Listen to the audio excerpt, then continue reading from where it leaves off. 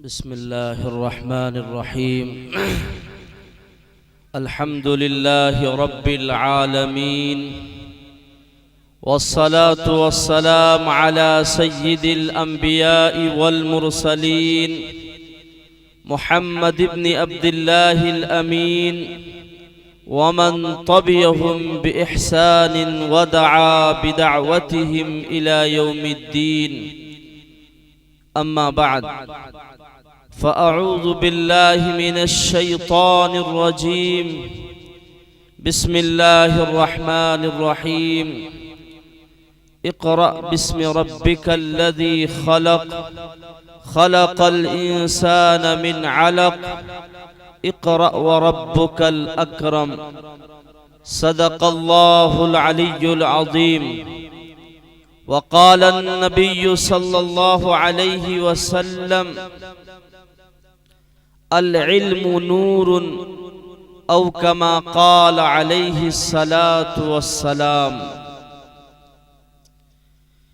انہیں حقیر سمجھ کر نہ گل کرو یارو، انہیں حقیر سمجھ کر نہ گل کرو یارو، یہی چراغ جلیں گے تو روشنی ہوگی.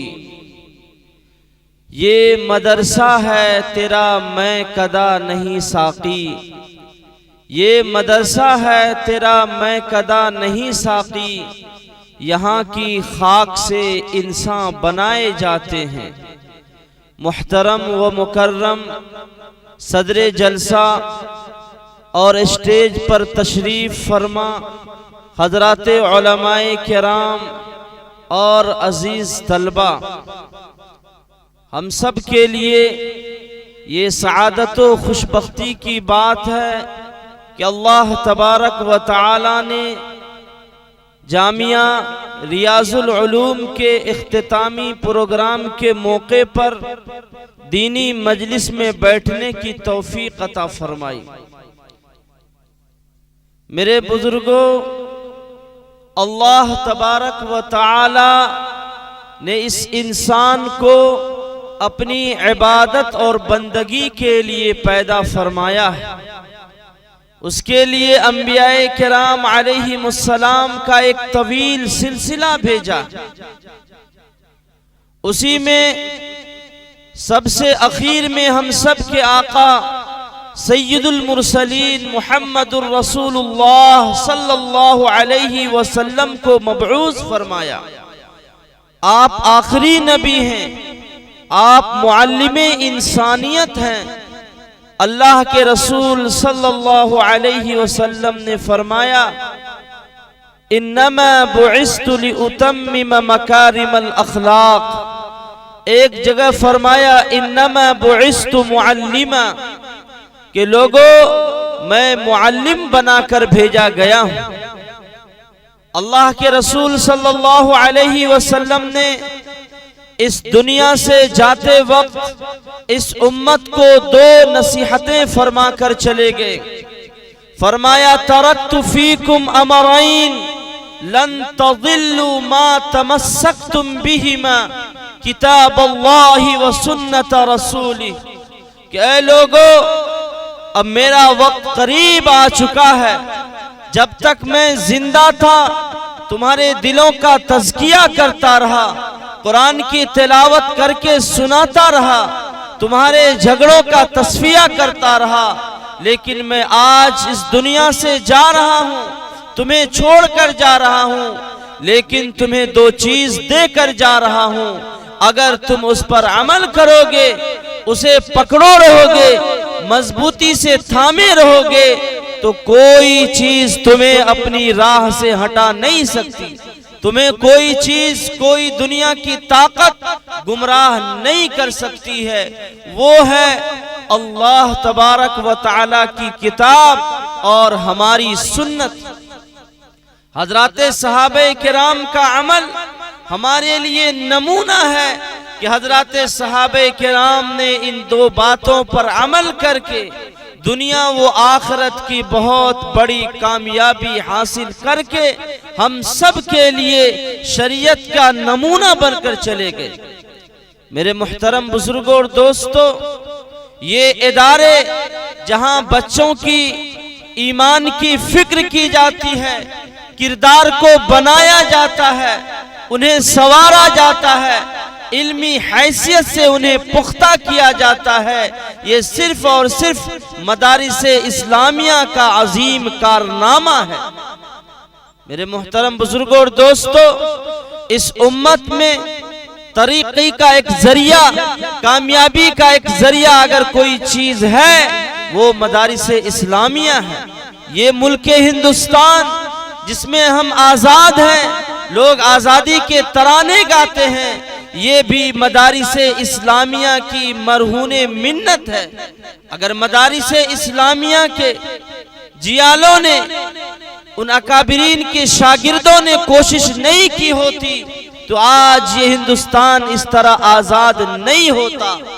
وطن کا ذرہ ذرہ اس بات کی گواہی دیتا ہے کہ علماء کرام کی قربانیوں کے نتیجے میں، ان کی مسلسل محنتوں کے نتیجے میں یہ ملک ہندوستان آزاد ہوا ہے۔ کسی شاعر نے کہا تھا، یہاں کا ذرہ ذرہ ہے اس بات پر شاہد، وطن کا ذرہ ذرہ ہے یہاں اس بات پر شاہد، مدارس کے سپوت اس ملک کے جانباز غازی ہیں۔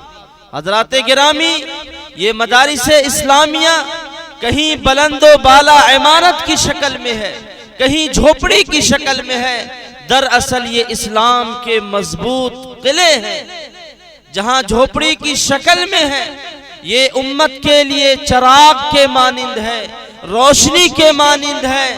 مدارس اسلامیہ جہاں جہاں قائم ہے، اللہ کے فضل سے شرک اور بدعت نے اپنا پاؤں وہاں نہیں جمایا ہے۔ یہ ہم اور آپ اچھی طرح جانتے ہیں۔ یہ ادارہ جو ابھی خش و خاشاک خشپوس کا ہے، پھوس اور چھپڑ کے نیچے ہم سب جمع ہیں، ہم اور آپ کی دینی اور ایمانی ذمہ داری بنتی ہے کہ جو لوگ اس پر تعاون کر رہے ہیں، اس پر اپنی توجہ کو مبذول کر رہے ہیں، ڈال رہے ہیں، دامے درمے سکھنے اس ادارے کے محتمم صاحب کی مدد کر رہے ہیں، ان سے میری گزارش ہے کہ آپ اپنے مدد کا سایہ ہمیشہ ان پر قائم دائم رکھیں اور اس ادارے کو ترقی کے منازل طے کرنے میں آپ بہت بڑا کردار ادا کریں۔